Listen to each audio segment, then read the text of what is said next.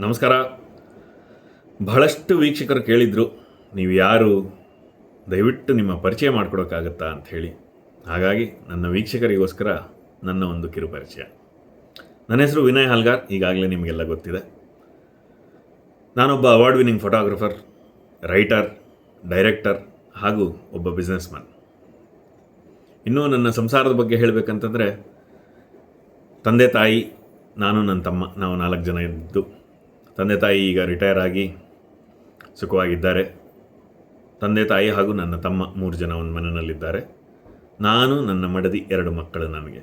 ನಾವು 4 ಜನ ಒಂದು ಮನೆಯಲ್ಲಿದ್ದೀವಿ. ಇಲ್ಲೇ ಹತ್ರ ಇದ್ದೇವೆ. ಇದು ನಮ್ಮ ಬೆಂಗಳೂರಿನ ವಾಸ. ಆಮೇಲೆ ನಾನು ಹುಟ್ಟಿದ್ದು ಚಿಕ್ಕಮಗಳೂರು. ನಮ್ಮ ಪೂರ್ವಿಕರ ಊರು ಶೃಂಗೇರಿ ಹತ್ರ ಕೊಪ್ಪ. ಆಮೇಲೆ ನಮ್ಮ ತಾಯಿ ಗೌರ್ಮೆಂಟ್ ಸರ್ವೀಸಲ್ಲಿದ್ದರು. ನಮ್ಮ ತಂದೆಯವರು ಡಾಕ್ಯುಮೆಂಟ್ ರೈಟರ್ ಆಗಿದ್ದರು. ಅವರಿಬ್ಬರು ಬಂದು ಸೆಟ್ಲ್ ಆಗಿದ್ದು ಹೊಸದುರ್ಗದ ಹತ್ರ ಮತ್ತೋಡು ಅಂಥೇಳಿ ಮೊದಲು ನಮ್ಮ ತಾಯಿ ಬಂದು ಕೆಲಸ ಶುರು ಮಾಡಿದ್ದು. ಹಳ್ಳಿಯ ಬಾಲ್ಯ ನಂದು. ಬಹಳ ಸುಂದರವಾಗಿತ್ತು ಬಾಲ್ಯ. ಎಮ್ಮೆ ಕಾಯೋದ್ರಿಂದ ಹಿಡಿದು ಎತ್ತಿನ ಗಾಡಿ ಓಡಿಸೋದ್ರಿಂದ ಹಿಡಿದು ಎಲ್ಲ ಅನುಭವಗಳನ್ನು ಬಹಳ ಇಷ್ಟಪಟ್ಟು ಅನುಭವಿಸಿದ್ದೀನಿ. ಹಳ್ಳಿಯಿಂದ ದಿಲ್ಲಿ ತನಕ ಎಲ್ಲ ನೋಡಿದ್ದಾಯಿತು ಅನ್ನೋ ಥರ ಅದೃಷ್ಟ ನನ್ನ ಜೀವನದಲ್ಲಿ ನನಗೆ ಸಿಕ್ಕಿದೆ. ಆಮೇಲೆ ಅಲ್ಲಿ ನಮ್ಮ ತಾಲೂಕು ಹೆಡ್ ಕ್ವಾರ್ಟರ್ಸು, ಅಲ್ಲಿ ಅಂತ ಆಗಿನ ಕಾಲದಲ್ಲಿ ಶಾಲೆಗಳು ಅಷ್ಟು ಚೆನ್ನಾಗಿರಲಿಲ್ಲ ಅಂಥೇಳಿ ನನ್ನ ತಂದೆ ತಾಯಿ ನನ್ನನ್ನು ಹೈಸ್ಕೂಲ್ನಿಂದ ವಸತಿ ಶಾಲೆಗೆ ಕಳಿಸಿದರು. ನಾನು ಹಾಸ್ಟೆಲಲ್ಲಿ ಓದ್ದವನು. ಹಾಗಾಗಿ ನನ್ನ ವಿದ್ಯಾರ್ಥಿ ಜೀವನ ಅಲ್ಲಿಂದ ಮುಂದಕ್ಕೆ ಪೂರ್ತಿ ನಡೆದದ್ದು ಹಾಸ್ಟೆಲ್ಗಳಲ್ಲಿ. ನನ್ನ ಹೈಸ್ಕೂಲಿಗೆ ಬಂದು ಸೇರಿದ್ದು ಮುದ್ದೇನಹಳ್ಳಿ ಅಂತ ಹೇಳ್ಬಿಟ್ಟು, ನಂದಿ ಬೆಟ್ಟದ ಹತ್ರ ಇದೆ, ಚಿಕ್ಕಬಳ್ಳಾಪುರದ ಹತ್ರ. ಬಹುಶಃ ಅಲ್ಲಿಯೇ ನನ್ನ ವ್ಯಕ್ತಿತ್ವ ರೂಪುಗೊಂಡಿದ್ದು. ನಾನಿವತ್ತು ಏನೇ ಆಗಿದ್ದೀನಿ ಅದಕ್ಕೆ ಬಹುಶಃ ಬಹಳ ದೊಡ್ಡ ಕಾಂಟ್ರಿಬ್ಯೂಷನ್ ನನ್ನ ಹೈಸ್ಕೂಲ್ದೇ ಇದೆ. ನನಗೆ ಕಲೆಯ ಪರಿಚಯ ಆಯಿತು. ಕಲೆ ಅಂದರೆ ಏನು, ಅಥವಾ ಸಂಗೀತದ ಪರಿಚಯ ಆಯಿತು, ಅಥವಾ ಭಾಷಣ ಸಿಕ್ಕಾಪಟ್ಟೆ ಮಾಡ್ತಾಯಿದ್ದೆ. ಸುಮಾರು ಒಂದು 500 ಜನ ಸೇರಿದಂಥ ಆಡಿಟೋರಿಯಂನಲ್ಲಿ ನಿಂತು ಧೈರ್ಯವಾಗಿ ಭಾಷಣ ಮಾಡ್ತಾಯಿದ್ದೆ. ನನಗೆ ಈಗಲೂ ನೆನಪಿದೆ. ಅಲ್ಲಿ ಅಧ್ಯಾತ್ಮದ ಬಗ್ಗೆ ವಿಚಾರ ನಡೆಯೋದು, ಗುರುಗಳು ಹೇಳ್ಕೊಡೋರು. ಆಮೇಲೆ ಮುಕ್ತವಾಗಿ ಪ್ರಶ್ನಿಸೋವಂಥ ವಾತಾವರಣ ಇತ್ತು. ದೇವ್ರನ್ನ ಯಾಕೆ ನಂಬಬೇಕು ಅಥವಾ ದೇವ್ರು ಯಾಕಿರಬೇಕು ಇರಲಿ, ಅದು ನನ್ನ ಜೀವನದ ಕಥೆ ಹೇಳ್ಬೇಕಾದ್ರೆ ಬಹುಶಃ ಹೇಳ್ಬೋದು. ಆದರೆ ಆ ಶಾಲೆಯಲ್ಲಿ ನನಗೆ ಬಹಳ ಗಟ್ಟಿಯಾದ ಬುನಾದಿ ಬಿತ್ತು. ಸ್ಟೇಟ್ ಲೆವೆಲ್ ಡಿಬೇಟ್ ಕಾಂಪಿಟೇಷನ್ಗೆಲ್ಲ ಹೋಗಿದ್ದೆ. ಹೀಗೆ ಒಟ್ಟು ಆ ಶಾಲೆ ನನ್ನನ್ನು ಬಹಳ ಚೆನ್ನಾಗಿ ರೂಪಿಸ್ತು. ಅದಾದ ಮೇಲೆ ಹಾಗೆ ಮುಂದುವರಿತು. ಆಮೇಲೆ ಕಾಲೇಜ್ಗಳಲ್ಲೂ ಅಷ್ಟೇ ಸ್ಕಿಟ್ ಮಾಡೋದು, ಗ್ರೂಪ್ ಕಟ್ಕೊಂಡು, ಈ ರೀತಿ ನನ್ನ ಕಲೆಯ ಆಸಕ್ತಿ ಮುಂಚೆಯಿಂದ ಬಹಳ ಇತ್ತು. ಆಮೇಲೆ ಫಿಲ್ಮ್ ಸೇರಬೇಕು ಅನ್ನೋವಂಥದ್ದು ಹುಚ್ಚು ಬಂತು. ಯಾವಾಗ ಜನಗಳ ಚಪ್ಪಾಳೆ ಕೇಳಿ, ನೀನು ತುಂಬ ಚೆನ್ನಾಗಿ ಬರೀತೀಯಾ, ತುಂಬ ಚೆನ್ನಾಗಿ ಮಾತಾಡ್ತೀಯಾ, ಅಥವಾ ತುಂಬ ಚೆನ್ನಾಗಿ ನಾಟಕಗಳನ್ನು ಬರೀತೀಯಾ ಅಂತ ಹೇಳಿ ಎಲ್ಲರ ಪ್ರೋತ್ಸಾಹ ಸಿಕ್ಕಿದಾಗ ಫಿಲಮ್ ಸೇರಬೇಕು ಅನ್ನೋದೊಂದು ಮನಸ್ಸಿಗೆ ಬಂದಿತ್ತು. ಆಮೇಲೆ ಹಾಗೆ ಮುಂದುವರಿತಾ ಹೋಯಿತು. ಎಲ್ಲವನ್ನು ತ್ಯಜಿಸಿ ಜನ ಎಲ್ಲ ಹೇಳೋಕ್ಕೆ ಶುರು ಮಾಡಿ, ನೀನು ತಲೆ ಕೆಟ್ಟಿದೆ, ಇಷ್ಟು ಬುದ್ಧಿವಂತ ನೀನು, ಓದೋದು ಬಿಟ್ಟು ಏನು ಸಿನಿಮಾ ಅಂತ. ನನಗೆ ಎಲ್ಲದನ್ನು ಬಿಟ್ಬಿಟ್ಟು ಸೀದಾ ಬಂದ್ಬಿಟ್ಟು ಬೆಂಗಳೂರಲ್ಲಿ, ಇಲ್ಲ ನಾನು ಸಿನಿಮಾ ಸೇರಲೇಬೇಕಂತ ಹೇಳಿ ಒಂದು ಕಾಲದಲ್ಲಿ ಓಡಿ ಬಂದು ಯೋಗರಾಜ್ ಭಟ್ರು ಆವಾಗ ಟಿ ವಿ ಸೀರಿಯಲ್ಸ್ ಮಾಡ್ತಾಯಿದ್ರು. ಯೋಗರಾಜ್ ಭಟ್ರ ಹತ್ರ ಹೋಗಿ ಅಸಿಸ್ಟೆಂಟ್ ಡೈರೆಕ್ಟರಾಗಿ ಸೇರಿಕೊಂಡೆ. ಅದೊಂದು ಕತೆ. ಸುಮಾರು ಟಿ ವಿ ಸೀರಿಯಲ್ಗಳಲ್ಲಿ ಅವ್ರ ಹತ್ರ, ಆಮೇಲೆ ಇನ್ನೊಂದು ಟಿ ವಿ ಸೀರಿಯಲ್ಲು, ಆಮೇಲೆ ಇನ್ನೊಂದು ಕಿರುಚಿತ್ರ, ಟೆಲಿಫಿಲ್ಮ್ಸು, ಈ ಥರ ಎಲ್ಲ ಸೇರಿ ಸುಮಾರು ಒಂದು ವರ್ಷ ಸೈಕಲ್ ಹೊಡೆದೆ ಅಂತ ಇಟ್ಕೊಳ್ಳಿ. ಅದೊಂದು ದೊಡ್ಡ ಸ್ಟ್ರಗಲ್ ಸ್ಟೋರಿ. ಅದಾದಮೇಲೆ ಯಾವಾಗಲೂ ಕೆಲಸಗಳಿರ್ತಾ ಇರಲಿಲ್ಲ. ಅಲ್ಲೊಂದು ಸರ್ವೈವ್ ಆಗೋದು ಕಷ್ಟ ಆಗಿ ಒಂದು ಲೋ ಫೇಸ್, ತುಂಬ ಕಷ್ಟಪಟ್ಟಂಥ ದಿನಗಳು. ಅದಾದಮೇಲೆ ಎಷ್ಟೋ ದಿನ ಇಲ್ಲದೆ ಅಲ್ಲದಂತಹ ದಿನಗಳಿದೆ. ಅದಾದಮೇಲೆ ಶುರು ಆದಂಥದ್ದು ಅಂದರೆ ಹೋಗಿ ಬ್ಯಾಂಕಿಂಗ್ ಆ್ಯಂಡ್ ಇನ್ಶೂರೆನ್ಸ್ ಕೆಲಸ ಶುರು ಮಾಡಿದೆ. ಯಾರೋ ಒಬ್ಬ ಫ್ರೆಂಡ್ ಹಿಂಗೆ ಕರ್ಕೊಂಡೋಗಿ ರೆಫರ್ ಮಾಡ್ದೆ. ಬಹಳ ಕಷ್ಟಪಟ್ಟು ದುಡಿದೆ. 10 ವರ್ಷ ಹೆಂಗೆ ಕಳೀತು ಅನ್ನೋದೇ ಗೊತ್ತಿಲ್ಲ ಬ್ಯಾಂಕಿಂಗ್ ಆ್ಯಂಡ್ ಇನ್ಶೂರೆನ್ಸ್ನಲ್ಲಿ. ಬಹಳ ಯಶಸ್ವಿಯಾಗಿ ದುಡಿದೆ. ಬಹಳ ಚೆನ್ನಾಗಿ ಜೀವನವನ್ನು ಕಲಿತೆ. ಸೇಲ್ಸ್ ಆ್ಯಂಡ್ ಆ ಸೇಲ್ಸ್ ಆ್ಯಟಿಟ್ಯೂಡನ್ನ ಬೆಳೆಸ್ಕೊಂಡೆ. ಈ ಸೇಲ್ಸ್ನಲ್ಲಿ ಕೆಲಸ ಮಾಡಿದರೆ ಅದರ ಆ್ಯಟಿಟ್ಯೂಡೇ ಬೇರೆ. ಅದರ ಕಮಿಟ್ಮೆಂಟ್ ಅನ್ನೋದರ ವ್ಯಾಲ್ಯೂವನ್ನು ಮೈಗೂಡಿಸ್ಕೊಂಡೆ. ಒಂದು ಸಲ ನಾನೆಲ್ಲೋ ಬರ್ತೀನಿ ಅಂತ ಕಮಿಟ್ ಮಾಡಿದರೆ ಹೋಗಬೇಕಾದ್ರೆ ಭೂಮಿ ಇಬ್ಬಾಗವಾದ್ರೂ ಅದನ್ನು ದಾಟ್ಕೊಂಡು ಹೋಗಬೇಕು ಅನ್ನೋವಂಥ ಕಮಿಟ್ಮೆಂಟ್. ಒಂದು ಸಲ ಡಿಸೈಡ್ ಮಾಡಿದರೆ ಅದನ್ನು ಮಾಡಲೇಬೇಕು ಅನ್ನೋವಂಥ ಕಮಿಟ್ಮೆಂಟನ್ನು ಆ ಒಂದು ಕೆರಿಯರ್ ಫೇಸ್ನಲ್ಲಿ ಕಲ್ತ್ಕೊಂಡೆ. ಅದಾದಮೇಲೆ ಏನೋ ಒಂಥರ ತೃಪ್ತಿ ಇರಲಿಲ್ಲ, ನಿಧಾನವಾಗಿ ಕೆರಿಯರ್ ಸ್ವಿಚ್ ಮಾಡಬೇಕು ಅಂತ ಅನ್ನಿಸ್ತು. ಚೆನ್ನಾಗಿ ಪ್ಲ್ಯಾನ್ ಮಾಡಿ ನಾನು ಕೆರಿಯರ್ ಸ್ವಿಚ್ ಮಾಡಿದೆ. ಈಗಾಗಲೇ ಹೇಳಿರೋ ಥರ ಕೆರಿಯರ್ ಸ್ವಿಚ್ ಮಾಡಿದ್ದೆ ಒಂದು ಕತೆ.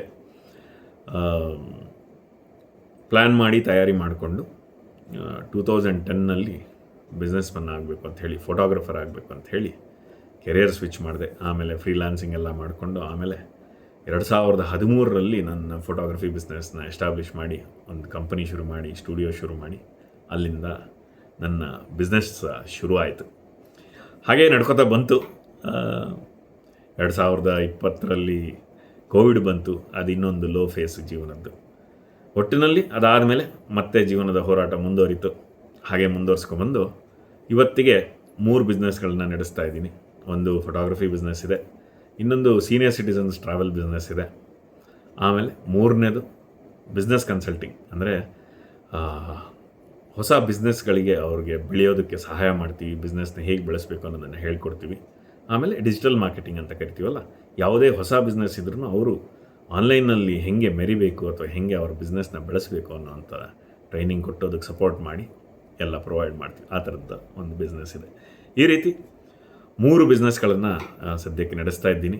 ಇನ್ನೊಂದೆರಡು ಸೈಡ್ ಟ್ರ್ಯಾಕಲ್ಲಿ ನಡೀತಾ ಇದ್ದಾವೆ, ಅದ್ರ ಬಗ್ಗೆ ಇನ್ನೊಮ್ಮೆ ಹೇಳ್ತೀನಿ. ಆದರೆ ಇದು 3 ಮೇಯ್ನು. ಅದಾದಮೇಲೆ ಸಿನಿಮಾ ಮಾಡಬೇಕು ಅಂತ ತಯಾರಿ ಮಾಡ್ಕೋತಾ ಇದ್ದೀನಿ. ನನಗೆ ಬಹಳ ಚಿಕ್ಕ ವಯಸ್ಸಿನಿಂದ ಬರೆಯೋ ಅಂಥ ಆಸಕ್ತಿ.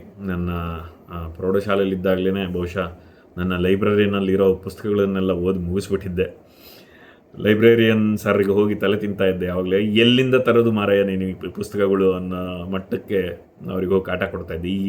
ಈ ವಿಷಯದ ಬಗ್ಗೆ ಇನ್ನೊಂದಿಷ್ಟು ಪುಸ್ತಕ ಇದೆಯಾ, ಬೇರೆ ಥರದ ಪುಸ್ತಕ ಇದೆಯಾ, ಈ ಥರದ ಪುಸ್ತಕ ಇದೆಯಾ ಅಂತ ಹೇಳಿ ತಲೆ ತಿಂತಾ ಇದ್ದೆ, ನೆನಪಿದೆ. ಆವಾಗಿಂದನೂ ಜೀವನವನ್ನು ಗಮನ ಕೊಟ್ಟು ನೋಡಿ ಬರೆಯುವಂಥ ಅಭ್ಯಾಸ ಇತ್ತು. ಹಾಗಾಗಿ ಚೆನ್ನಾಗಿ ಬರೆದಿಡ್ತಾ ಇದ್ದೆ. ಎಲ್ಲೋ ಒಂದು ಕಡೆ ಕತೆ ಹೇಳುವ ಹುಚ್ಚು ಅನಿಸುತ್ತೆ ನನಗೆ. ಜನಗಳಿಗೆ ಕತೆ ಹೇಳಬೇಕು, ಜನಗಳಿಗೆ ಸಹಾಯ ಆಗುವ ರೀತಿ ಅಥವಾ ಮನ ಪರಿವರ್ತನೆ ಆಗುವ ರೀತಿ ಕತೆ ಹೇಳಬೇಕು ಅಂತ, ಜನಗಳ ಮನ ಪರಿವರ್ತನೆ ಆಗುವಂತಹ ಬಹುಶಃ ಸಿನಿಮಾ ಮಾಡಬೇಕು ಅನ್ನೋದು ನನ್ನ ಮಹದಾಸೆ. ಹಾಗಾಗಿ ಅದರ ತಯಾರಿಯಲ್ಲಿದ್ದೀನಿ. ಎಲ್ಲ ಸರಿಯಾಗಿ ನಡೆದರೆ ಬಹುಶಃ ಇನ್ನೊಂದು ವರ್ಷ, 2 ವರ್ಷ, 3 ವರ್ಷದಲ್ಲಿ ನನ್ನದೇ ಆದ ಒಂದು ಸಿನಿಮಾ ಬರ್ಬೋದು. ಒಟ್ಟಿನಲ್ಲಿ ಜೀವನದಲ್ಲಿ ಬಹಳಷ್ಟು ಏಳುಬೀಳುಗಳನ್ನು ಕಂಡಿದ್ದೀನಿ. ಹಾಗಾಗಿ ಆ ಜೀವನದ ಏಳುಬೀಳುಗಳಲ್ಲಿ ಪಾಠವನ್ನು ಕಲಿತೆ. ಆಮೇಲೆ ನನ್ನ ಶಾಲೆಯಲ್ಲಿ ಹೇಳಿಕೊಟ್ಟಂಥ ತತ್ವಜ್ಞಾನ, ಆಧ್ಯಾತ್ಮಿಕ ಜ್ಞಾನ ಇವೆಲ್ಲ ನನ್ನನ್ನು ಬಹಳಷ್ಟು ಪ್ರೇರೇಪಿಸಿದೆ. ಆಮೇಲೆ ಇಲ್ಲಿವರೆಗೂ ಜೀವನ ಸಾಗ್ತಾ ಬಂದಿದೆ. ಯಾರ ಜೀವನವೂ ಪರ್ಫೆಕ್ಟ್ ಇರೋದಿಲ್ಲ, ಎಲ್ಲರ ಜೀವನದಲ್ಲೂ ಹೋರಾಟ ಇರುತ್ತೆ. ಇದು ನನ್ನ ಜೀವನದ ಒಂದು ಚಿಕ್ಕ ಪರಿಚಯ. ನಾನು ಏನು ಮಾಡ್ತಾಯಿದ್ದೀನಿ, ಏನು ಕತೆ ಅನ್ನೋದು. ಬಹಳಷ್ಟು ದೇಶ ಸುತ್ತಿದ್ದೀನಿ. ದೇವ್ರ ದಯೆಯಿಂದ ಒಂದು 20ಕ್ಕೂ ಹೆಚ್ಚು ದೇಶ ಸುತ್ತುವಂಥ ಭಾಗ್ಯ ನನ್ನದಾಗಿದೆ. ಹಾಗಾಗಿ ಪ್ರಪಂಚವನ್ನು ನೋಡಿ, ಜನಗಳನ್ನು ಗಮನಿಸಿ, ಜೀವನದ ಅನುಭವ ಇಲ್ಲಿವರೆಗೂ ನಾನೇನು ಇವತ್ತಿದ್ದೀನಿ ಅದಕ್ಕೆ ನನ್ನ ಅನುಭವಗಳು, ಈ ಒಂದು ಅನುಭವಗಳು ಕಾರಣ. ಇದೊಂದು ನನ್ನ ಕಿರುಪರಿಚಯ. ನನ್ನ ವೀಕ್ಷಕರಾದ ಪ್ರೇಮಾ ಹೆಗ್ಡೆ ಅವರು ಕೇಳಿದರು, ದಯವಿಟ್ಟು ನಿಮ್ಮ ಪರಿಚಯವನ್ನು ಮಾಡಿಕೊಡಿ, ನಾವು ನಿಮ್ಮ ಮಾತುಗಳನ್ನು ಕೇಳಿದರೆ ನಿಮ್ಮ ಬಗ್ಗೆ ತಿಳ್ಕೋಬೇಕು ಅನಿಸುತ್ತೆ ಅಂತ ಕೇಳಿದರು. ಧನ್ಯವಾದಗಳು ಪ್ರೇಮಾ ಹೆಗ್ಡೆ ಅವರೇ.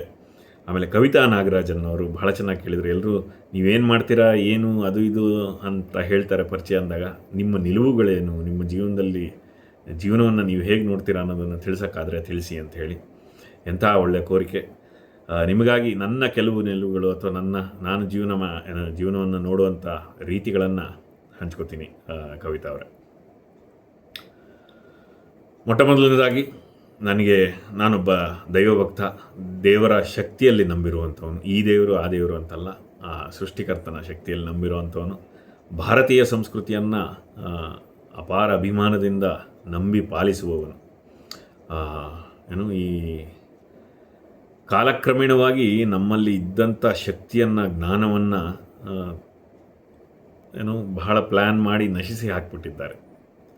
ಈಗಿನ ಕಾಲದವ್ರಿಗೆ ಹೋಗ್ಬಿಟ್ಟು ಏನಾದರೂ ನಮ್ಮ ಸಂಸ್ಕೃತಿ ಬಗ್ಗೆ, ನಮ್ಮ ಜ್ಞಾನದ ಬಗ್ಗೆ, ನಮ್ಮ ವೇದಗಳ ಬಗ್ಗೆ ಹೇಳೋಕ್ಕೋದ್ರೆ ಎಷ್ಟೋ ಜನ ಕತೆ ಅನ್ಕೋತಾರೆ. ಇರಲಿ, ನಮ್ಮಲ್ಲಿ ಇದ್ದಂಥ ಜ್ಞಾನ ಭೂಮಿ ಮೇಲೆ ಎಲ್ಲೂ ಇರಲಿಲ್ಲ ಅಥವಾ ಈಗಲೂ ಇಲ್ಲ ಅಂಥದ್ದನ್ನು ನಂಬಿರುವನು ನಾನು. ಆಮೇಲೆ ನಮ್ಮ ವೇದಗಳಾಗಿರಲಿ, ನಮ್ಮ ಜ್ಞಾನ, ನಮ್ಮ ಆಧ್ಯಾತ್ಮಿಕತೆ, ಅದೆಲ್ಲ ಏನೋ ಒಂಥರ ಕಳೆದು ಹೋಗಿರುವಂತಹ ವಿಜ್ಞಾನಗಳು. ಸರಿಯಾಗಿ ಜನಕ್ಕೆ ಗೊತ್ತಿಲ್ಲ ಅನ್ನೋದು ಬಿಟ್ಟರೆ ಅದರ ಭಾಳಷ್ಟು ಜನ ಎಷ್ಟು ನಮ್ಮ ಲೈಬ್ರರಿಗಳನ್ನು ಸುಟ್ಟು ಹಾಕಿದ್ರು, ಎಲ್ಲ ಮಾಡಿದ್ರು. ಒಟ್ಟಿನಲ್ಲಿ ಬಹಳ ವ್ಯವಸ್ಥಿತವಾಗಿ ನಾಶ ಮಾಡೋ ಪ್ರಯತ್ನ ನಡೆದಿದೆ. ಇರಲಿ, ಅದೊಂದು ಬೇರೆ ಸಂಚಿಕೆ. ಆಮೇಲೆ ನನ್ನ ಜೀವನದಲ್ಲಿ ನಾನು ಗಾಢವಾಗಿ ನಂಬಿರುವಂಥ ಕೆಲವು ನಂಬಿಕೆಗಳಿದೆ. ನಾವು ಜೀವನದಲ್ಲಿ ಮನಸ್ಸು ಮಾಡಿದರೆ ಏನು ಬೇಕಾದರೂ ಸಾಧಿಸ್ಬೋದು ಅಂತ, ಆಗೋದಿಲ್ಲ ಅನ್ನೋದು ಏನೂ ಇಲ್ಲ ಭೂಮಿ ಮೇಲೆ ಅಂತ ಗಾಢವಾಗಿ ನಂಬಿದ್ದೀನಿ. ಒಟ್ಟಿನಲ್ಲಿ ಅದಕ್ಕೆ ಮುಖ್ಯ ಏನಂದರೆ ನಮಗೆ ಎಷ್ಟು ಹಸಿವಿದೆ ಅನ್ನೋದು ಮುಖ್ಯ. ನಾನು ಅದಕ್ಕೋಸ್ಕರ ಏನೇನು ಬಿಡಬಲ್ಲೆ, ನನಗೆ ಬೇಕಾಗಿರೋದಕ್ಕೋಸ್ಕರ ಏನೇನು ಬಿಡಬಲ್ಲೆ ಅನ್ನೋದು ಮಾತ್ರ ಮುಖ್ಯ. ಹಾಗಾಗಿ ನನ್ನ ಜೀವನದಲ್ಲಿ ಏನೇ ಸಾಧಿಸಬೇಕು ಅಂದ್ರೂ ಸಾಧಿಸಬಲ್ಲೆ ಅನ್ನೋಂಥ ಇಚ್ಛಾಶಕ್ತಿ ನನ್ನಲ್ಲಿದೆ. ಆ ಒಂದು ಸಲ ಜೀವನದಲ್ಲಿ ಏನಾದರೂ ಒಂದು ಡಿಸೈಡ್ ಮಾಡಿಬಿಟ್ಟು ಇದು ಬೇಕು ಅಂತ ನಿರ್ಧರಿಸಿದರೆ, ನನ್ನ ಜೀವನದ ಒಂದು ಸ್ಟ್ರೆಂತ್ ಅಂದರೆ ನನ್ನ ಇಚ್ಛಾಶಕ್ತಿ. ಇನ್ನೊಂದು ನನ್ನ ಜೀವನದಲ್ಲಿ ನಾನು ನಂಬಿರೋದು ಅಂತಂದರೆ, ಏನು ಮಾಡ್ದಲ್ಲೇ ಇದ್ರೂ ಪರವಾಗಿಲ್ಲ ಜೀವನದಲ್ಲಿ, ಆದರೆ ಒಂದು ಸಲ ಏನಾರು ಮಾಡ್ತೀವಿ ಅಂತ ನಿರ್ಧಾರ ಮಾಡಿದರೆ 100% ಅದನ್ನು ಮಾಡಬೇಕು ಅಂತ ನಂಬಿರೋವಂಥವ್ನು ನಾನು. ಆಮೇಲೆ ನಾವಿರೋದು 4 ದಿನ ಅನ್ನೋದು ನನಗೆ ಜೀವನದಲ್ಲಿ ಬಹಳ ಬೇಗ ಅರ್ಥ ಆಗೋಯ್ತು. ಹಾಗಾಗಿ ಜಾಸ್ತಿ ವಿಚಾರಗಳಿಗೆ ಜಾಸ್ತಿ ತಲೆ ಕೆಡಿಸ್ಕೊಳ್ಳೋದಕ್ಕೆ ಹೋಗೋದಿಲ್ಲ. ದಿಸ್ ಟು ಶೆಲ್ ಪಾಸ್ ಅಂತಾರಲ್ಲ, ಅದನ್ನು ಜೀವನದಲ್ಲಿ ಬಹಳ ಕರಗತ ಮಾಡಿಕೊಂಡು ಬಹಳ ಸುಖವಾಗಿ ಬದುಕ್ತಾ ಇದ್ದೀನಿ. ಎಷ್ಟೋ ಸಲ ನನಗೆ ಸಂತೋಷ ಪಡೋದಕ್ಕೆ ಜಾಸ್ತಿ ಏನು ಬೇಕಾಗೋದಿಲ್ಲ. ಸಣ್ಣ ಒಂದು ಒಳ್ಳೆ ಊಟ ಸಿಕ್ಬಿಟ್ರೆ ಸಾಕು, ನನಗಿಂತ ಸಂತೋಷವಾಗಿರೋನು ಭೂಮಿ ಮೇಲೆ ಯಾರೂ ಇಲ್ಲ ಅಂದ್ಕೊಂಡ್ಬಿಡ್ತೀನಿ. ಹಾಗೆ ಚಿಕ್ಕ ಚಿಕ್ಕ ವಿಷಯಗಳಲ್ಲಿ ಸಂತೋಷ ಪಡ್ತೀನಿ. ಆಮೇಲೆ ಇನ್ನೊಂದು ಸಂತೋಷದ ವಿಚಾರ ಅಂತ ಬಂದಾಗ, ಸಂತೋಷಕ್ಕೂ ದುಡ್ಡಿಗೂ ಸಂಬಂಧ ಇಲ್ಲ ಅನ್ನೋದನ್ನು ಭಾಳ ಬೇಗ ಅರ್ಥಕೊಂಡೆ ನಾನು ನನ್ನ ಜೀವನದಲ್ಲಿ. ನನ್ನ ಜೀವನದಲ್ಲಿ ಅತಿ ಕಷ್ಟಕರ ದಿನಗಳಲ್ಲೂ ನಾನು ಸಂತೋಷವಾಗಿದ್ದೆ, ನೆಮ್ಮದಿಯಾಗಿ ನಿದ್ದೆ ಮಾಡ್ತಾಯಿದ್ದೆ. ಯಾಕೆಂದರೆ ನನಗೆ ಅದರ ಅರಿವಿತ್ತು. ಕಷ್ಟ ಅಂದ್ರೇನು, ಸುಖ ಅಂದ್ರೇನು ಅನ್ನೋದು ನಮ್ಮ ಮನಸ್ಸಿನಲ್ಲಿರುತ್ತೆ. ಸಂತೋಷ ಅನ್ನೋದು ನಮ್ಮ ಮನಸ್ಸಿನಲ್ಲಿರುತ್ತೆ. ಕಷ್ಟದಲ್ಲೂ ಸಂತೋಷ ಪಡ್ಬೋದು. ಅದನ್ನು ಬಹಳ ಬೇಗ ಅರಿತುಕೊಂಡು ಅದನ್ನು ಅಭ್ಯಾಸ ಮಾಡಿ ಬದುಕಿದಂಥವ್ನು ನಾನು. ಹಾಗಾಗಿ ಬಹಳ ಸಂತೋಷವಾಗಿದ್ದೀನಿ ಜೀವನದಲ್ಲಿ. ಆಮೇಲೆ ಜೀವನ ಖಂಡಿತ ಸುಲಭವಲ್ಲ. ಯಾರಾದರೂ ಅಂದ್ಕೊಂಡ್ಬಿಟ್ಟಿದ್ರೆ ಏನನ್ನು ಸ್ವಲ್ಪ ದುಡ್ಡು ಮಾಡಿಬಿಟ್ರೆ ಆರಾಮಾಗಿರ್ತೀನಿ ಅದು. ನೀವು ದುಡ್ಡು ಮಾಡಿದರೂ ಆರಾಮಾಗಿರೋಕ್ಕಲ್ಲ, ಯಾವಾಗಿದ್ರೂ ಆರಾಮ. ಜೀವನದಲ್ಲಿ ಹೋರಾಟ ಕಟ್ಟಿಟ್ಟ ಬುತ್ತಿ, ಜೀವನದಲ್ಲಿ ಸವಾಲುಗಳ ಕಟ್ಟಿಟ್ಟ ಬುತ್ತಿ. ಯಾವುದೋ ಒಂದು ರೀತಿಯಲ್ಲಿ ಸವಾಲುಗಳು, ಹೋರಾಟಗಳು ಜೀವನದಲ್ಲಿ ಇದ್ದೇ ಇರುತ್ತೆ. ಎಲ್ಲ ದುಡಿದ್ಬಿಟ್ಟು ಬಹಳ ಶ್ರೀಮಂತ ಸುಖವಾಗಿರ್ತಾನೆ ಅನ್ನೋದೆಲ್ಲ ಸುಳ್ಳು. ಒಟ್ಟಿನಲ್ಲಿ ಜೀವನದಲ್ಲಿ ಹೋರಾಟ ಮತ್ತು ಪ್ರತಿನಿತ್ಯದ ಸವಾಲುಗಳು ಇದ್ರೇ ಆ ಜೀವನಕ್ಕೆ ಒಂದು ಸ್ವಾದ, ಅದರದ್ದು ಒಂದು ಮಜಾ ಸಿಗೋದು. ಹಾಗಾಗಿ ಪ್ರತಿ ಕ್ಷಣವನ್ನು ಆನಂದಿಸೋದು ಕಲಿಬೇಕು ಅಂತ ಅಂದ್ಕೊಂಡಿರೋನು ನಾನು. ಆಮೇಲೆ ಪ್ರತಿ ಕ್ಷಣವನ್ನು ಅನುಭವಿಸಿ ಮುನ್ನಡಿಬೇಕು. ಯಾವುದೇ ಕಾರಣಕ್ಕೂ ಯಾವುದೇ ರೀತಿ ಕೊರಗುಗಳಿರಬಾರ್ದು ಜೀವನದಲ್ಲಿ. ಎಲ್ಲದೂ ಒಂದು ಅನುಭವಗಳು ಪಾಠವನ್ನು ಹೇಳ್ಕೊಡುತ್ತೆ, ನಿಮ್ಮನ್ನು ಏನೋ ಒಂದು ರೀತಿಗೆ ತಯಾರಿ ಮಾಡುತ್ತೆ ಅಂತ ನನ್ನನ್ನು ನಾನು ಪ್ರೇರೇಪಿಸಿಕೊಂಡು ಬದುಕಿದಂಥವನು. ಜೀವನದಲ್ಲಿ ಬಹಳ ಕಷ್ಟಪಟ್ಟು ನನ್ನ ಜೀವನವನ್ನು ನಾನು ಕಟ್ಕೊಂಡಂಥವನು. ನನಗೆ ಸಪೋರ್ಟ್ ಅಂತ ಸಿಕ್ಕಿದ್ದು ಬಹಳ ಕಮ್ಮಿ ಜೀವನದಲ್ಲಿ. I am A very happy person who can say that I am A self made man ಅಂತ. ಹಾಗಾಗಿ ಬಹಳ ಕಷ್ಟಪಟ್ಟು ಜೀವನದಲ್ಲಿ ಮೇಲೆ ಬಂದೆ, ಬಹಳ ಛಲದಿಂದ ಬಹಳ ಕಷ್ಟಪಟ್ಟು ಬಂದಂಥವ್ರು. ಆಮೇಲೆ ಒಂದು ನಾವು ನೆನ್ಪಿಟ್ಕೋಬೇಕು, ಕಂಫರ್ಟ್ ಝೋನ್ ಅನ್ನೋದು ನಮ್ಮ ಎನಿಮಿ. ನಾವು ಆರಾಮಾಗಿದ್ದೀವಿ ಅಂತಂದರೆ ಅದು ನಮ್ಮ ಶತ್ರು. ಹಾಗಾಗಿ ಜೀವನದಲ್ಲಿ ಏನಾದರೂ ಸಂಘರ್ಷ ಇದೆ ಅಥವಾ ಏನಾದ್ರು ಕಷ್ಟ ಇದೆ, ನಾವು ಕಷ್ಟಪಟ್ಟು ಏನೋ ಮಾಡ್ತೀವಿ ಅಂತಂದರೆ ಅಲ್ಲಿಂದ ನಾವು ಬೆಳೀತಾ ಇದ್ದೀವಿ ಅಂತ ಅರ್ಥ. ಅದನ್ನು ನಂಬಿರೋ ಅಂಥವನು. ಆಮೇಲೆ ನಮಗೆಲ್ಲ ಗೊತ್ತು ಅಂತ ಅಂದ್ಕೊಂಡ್ಬಿಟ್ಟಿರ್ತೀವಿ. ನಾನೆಲ್ಲ ತಿಳ್ಕೊಂಬಿಟ್ಟಿದ್ದೀನಿ ಅಥವಾ ನನಗೆ ಇಷ್ಟೆಲ್ಲ ವಿಚಾರ ಗೊತ್ತು ಅಂತ ಅಂದ್ಕೊಂಡ್ಬಿಟ್ಟಿರ್ತೀವಿ. ಅದು ಬಹಳ ಸುಳ್ಳು. ನಮ್ಮ ಮೆದುಳಲ್ಲಿ ನಾವು ಒಂದು ಪ್ರಪಂಚ ಹಿಂಗಿದೆ ಅಥವಾ ಈ ವಿಚಾರಗಳು ಹಿಂಗಿದೆ ಅಂತ ಅಂದ್ಕೊಂಡಿರ್ತೀವಿ. ನಮ್ಮ ಅಬ್ಸರ್ವೇಷನ್ಗೆ ಅಥವಾ ನಮ್ಮ ಜೀವನದಲ್ಲಿ ನಮ್ಮ ಅನುಭವಕ್ಕೆ ಬಂದಿದ್ದನ್ನೇ ನಾವು ಪ್ರಪಂಚ ಅಂದ್ಕೊಂಡ್ಬಿಟ್ಟಿರ್ತೀವಿ. ಪ್ರಪಂಚ ಹೆಂಗಿದೆ ಅಂತ ನಿಜವಾಗ್ಲೂ ಯಾರಿಗೂ ಅರ್ಥ ಆಗೋದಕ್ಕೆ ಸಾಧ್ಯನೇ ಇಲ್ಲ. ಅದಕ್ಕೋಸ್ಕರನೇ ನಾವು ಬೆಳೀತಾ ಪ್ರತಿದಿನ ಆಗ್ತಾ ನಾವು ಪ್ರಪಂಚವನ್ನು ನೋಡೋದು ಬದಲಾಗ್ತಾ ಹೋಗುತ್ತೆ. ಅಥವಾ ಹೀಗಿದೆಯಾ ಅಥವಾ ಹೀಗಿದೆಯಾ ಅಂತ ಕಲಿಯೋದಕ್ಕೆ ಪ್ರತಿದಿನ ಕಲಿಯೋದಕ್ಕೆ ಸಿಗುತ್ತೆ. ಹಾಗಾಗಿ ನಮಗೆಲ್ಲ ಗೊತ್ತಿದೆ ಅಂತ ಅಂದ್ಕೊಳ್ಳೋದು ಮೂರ್ಖತನ. ಮನುಷ್ಯನಿಗೆ ಏನು ಸ್ವಲ್ಪನೂ ಏನೂ ಗೊತ್ತಿರೋದಿಲ್ಲ, ಪ್ರತಿದಿನ ಕಲಿಯೋದಿರುತ್ತೆ. ಹಾಗಾಗಿ ನನಗೆ ಯಾವತ್ತೂ ಆ ಥರ ಅಹಂಕಾರ ಬರಲಿಲ್ಲ. ನನ್ನ ಇನ್ನೊಂದು ಬಹಳ ದೊಡ್ಡ ಸ್ಟ್ರೆಂತ್ ಅಂತಂದರೆ, ನನಗೇನಾದ್ರು ಗೊತ್ತಿಲ್ಲ ಅಂತಂದರೆ ಮುಲಾಜಿಲ್ಲದಲ್ಲಿ ಹೇಳ್ಬಿಡ್ತೀನಿ ನನಗೆ ಗೊತ್ತಿಲ್ಲ ಅಂತ. ಹಾಗಾಗಿ ಕಲಿಬೋದು. ನಾವು ಯಾವಾಗ ನಮಗೆ ಏನಾದ್ರು ಗೊತ್ತಿಲ್ಲ, ನನಗೆ ಗೊತ್ತಿಲ್ಲ ಅದ್ರ ಬಗ್ಗೆ ಹೇಳಪ್ಪ. ಎಷ್ಟೋ ಸಲ ನನ್ನ ಮಗನ ಹತ್ರ ಹೇಳ್ತಾ ಇರ್ತೀನಿ ಸಣ್ಣ ವಿಚಾರ. ಈಗ ಅವನು ಹೊಸದಾಗಿ ಬಂದು ಏನೋ ಒಂದು ಹೊಸ ವಿಷಯ ಹೇಳ್ತಾ ಅಂದ್ರೆ, ನನಗದು ಗೊತ್ತಿಲ್ಲ, ಅದೇನು ಸ್ವಲ್ಪ ಹೇಳಪ್ಪ. ಹಾಗಾಗಿ ಕಲಿಕೆಯಲ್ಲಿ ಮುಜುಗರ ಇರಬಾರ್ದು. ಸಣ್ಣವರಾಗಲಿ ದೊಡ್ಡವರಾಗಲಿ ಎಲ್ಲರ ಹತ್ರ ಕಲಿಯುವಂಥ ಅಭ್ಯಾಸ ಮಾಡ್ಕೊಂಡಿರುವಂಥವನು ನಾನು. ಆಮೇಲೆ ಪ್ರತಿ ದಿನವೂ ನಮ್ಮ ಕೈಲಾದಷ್ಟು ಆ ದಿನವನ್ನು ಸುಂದರಗೊಳಿಸುವಂಥ ಪ್ರಯತ್ನ ಮಾಡಬೇಕು. ನಾನು ಮುಂದೆ ಯಾವತ್ತೂ ಚೆನ್ನಾಗಿರ್ತೀನಿ ಅನ್ನೋದು ಸುಳ್ಳು. ನನ್ನ ಇವತ್ತನ್ನು ನಾನು ಚೆನ್ನಾಗಿ ಮಾಡೋಕ್ಕಾಗತ್ತಾ ಅಂತ ನೋಡ್ಕೊಂಡು ಬದುಕಿದರೆ ಜೀವನದಲ್ಲಿ ತೃಪ್ತಿಕರವಾದ ಜೀವನವನ್ನು ಬದುಕ್ಬೋದು. ನಾನು ನಿನ್ನೆಗಿಂತ ಇವತ್ತು ನಂದು ಚೆನ್ನಾಗಿದೆಯಾ, ಅದು ಚೆನ್ನಾಗಿ ಮಾಡೋದಕ್ಕೆ ನಾನು ಏನು ಮಾಡ್ಬೋದು, ಒಂದು ಸಣ್ಣದ ಸ್ಮಾಲ್ ಸ್ಟೆಪ್ಸ್ ಏನೇನು ಮಾಡ್ಬೋದು, how I can improve my life ಅನ್ನೋದನ್ನು ನೋಡ್ತಾ ಇದ್ದರೆ ಜೀವನದಲ್ಲಿ ಸುಖವಾಗಿರ್ತೀವಿ. ಹೀಗೆ ಒಟ್ಟಿನಲ್ಲಿ ಜೀವನ ಏನು ಪರ್ಫೆಕ್ಟ್ ಅಂತಲ್ಲ, ಈಗಲೂ ಜೀವನದಲ್ಲಿ ಬೇಕಾದಷ್ಟು ಸವಾಲುಗಳಿದೆ, ಬೇಕಾದಷ್ಟು ಹೋರಾಟಗಳಿವೆ, ನಮ್ಮದೇ ಆದ ಹೋರಾಟಗಳಿರ್ತವೆ. ಹಾಗಾಗಿ ಅವೆಲ್ಲವೂ ಇದ್ರೇ ಅಲ್ವೇ ಜೀವನ ಅಂತ ಅನಿಸೋದು. ಇಲ್ಲಾಂದರೆ ಫೇರಿ ಟೈಲ್ ಆಗಿಬಿಡುತ್ತೆ, ಬರೀ ಒಂದು ಕಥೆಯಲ್ಲಿ ಯಾವುದೋ ಒಂದು ಕತೆ ಅನಿಸ್ಬಿಡುತ್ತೆ. ಹಾಗಾಗಿ ನನ್ನ ಜೀವನದಲ್ಲೂ ನನ್ನದೇ ಆದ ಹೋರಾಟಗಳಿದೆ, ಅದರದ್ದೇ ಆದ ಸವಾಲುಗಳಿದೆ. ಅವೆಲ್ಲ ನಡೆಸ್ಕೊಂಡು ಜೀವನ ನಡೀತಾ ಇದೆ. ಬಹಳ ತೃಪ್ತಿಯಿಂದ ಬದುಕ್ತೀನಿ. ಕಷ್ಟವಿರಲಿ ಸುಖವಿರಲಿ ತೃಪ್ತಿಯಿಂದ ಬದುಕೋದನ್ನು ಕಲ್ತಿದ್ದೀನಿ. ಅದು ದೇವರು ಕೊಟ್ಟಂಥ ಒಂದು ವರ ಅಂತ ಹೇಳ್ಬೋದು ನನಗೆ. ಇದು ನನ್ನ ಬಗ್ಗೆ ಈ ಒಂದು ಚಿಕ್ಕ ಸಂಚಿಕೆಯಲ್ಲಿ ಹೇಳಬಹುದಾದಂಥದ್ದು. ಎಷ್ಟು ಉಪಯುಕ್ತ ಆಯಿತು ಗೊತ್ತಿಲ್ಲ. ಅಕಸ್ಮಾತ್ ಇನ್ನೂ ಏನಾದರೂ ಪ್ರಶ್ನೆಗಳಿದ್ದರೆ ದಯವಿಟ್ಟು ಕಮೆಂಟ್ನಲ್ಲಿ ಹಾಕಿ ಉತ್ತರಿಸೋದಕ್ಕೆ ಪ್ರಯತ್ನಿಸ್ತೀನಿ. ಆಮೇಲೆ ಈ ಭಾನುವಾರ ನಾಳೆ ನಾಡಿದ್ದು ಒಂದು ಲೈವ್ ಮಾಡೋಣ ಅಂತ ಈಗಾಗಲೇ ತಿಳಿಸಿದ್ದೀನಿ. ಒಂದು ಪೋಸ್ಟ್ನಲ್ಲಿ ಹಾಕ್ತೀನಿ ಎಷ್ಟೊತ್ತಿಗೆ ಬರ್ತೀನಿ ಅಂಥೇಳಿ. ಬನ್ನಿ, ಅಲ್ಲೂ ಪ್ರಶ್ನೆಗಳು ಅಥವಾ ಮಾತಾಡೋದು ಏನಾದರೂ ಕೇಳೋದಿದ್ದರೆ ಲೈವಲ್ಲಿ ಒಬ್ಬರ ಜೊತೆ ಒಬ್ಬರು ಮಾತಾಡೋಣ. ಆಮೇಲೆ ಬಹಳಷ್ಟು ಜನ ನನ್ನ ಸಂಪರ್ಕ ಮಾಡಬೇಕು ಅಂತ ಬಹಳಷ್ಟು ಜನ ಕೇಳಿದರು. ಹಾಗಾಗಿ ಡಿಸ್ಕ್ರಿಪ್ಷನ್ನಲ್ಲಿ ಅಥವಾ ಕಮೆಂಟ್ನಲ್ಲಿ ನಂದು ಇಮೇಲ್ ಐ ಡಿ ಕೊಟ್ಟಿರ್ತೀನಿ. ಈಗ ಆಲ್ರೆಡಿ ಒಂದು ಸಲ ಇಮೇಲ್ ಐ ಡಿ ಕೊಟ್ಟಿದ್ದೀನಿ. ಇಮೇಲ್ ಐ ಡಿ ಇದೆ. ಏನಾದರೂ ಸಂಪರ್ಕಿಸಲೇಬೇಕು ಅಂತಿದ್ದರೆ ದಯವಿಟ್ಟು ಇಮೇಲ್ ಮಾಡಿ, ಓದ್ಬಿಟ್ಟು ಅಲ್ಲಿಂದ ಮುಂದೆ ನಿರ್ಧಾರ ಮಾಡೋಣ. ಭಾನುವಾರ ಲೈವ್ ಮರಿಬೇಡಿ. ಭಾನುವಾರ ಬನ್ನಿ, ಸಿಗೋಣ. ಶುಭವಾಗಲಿ.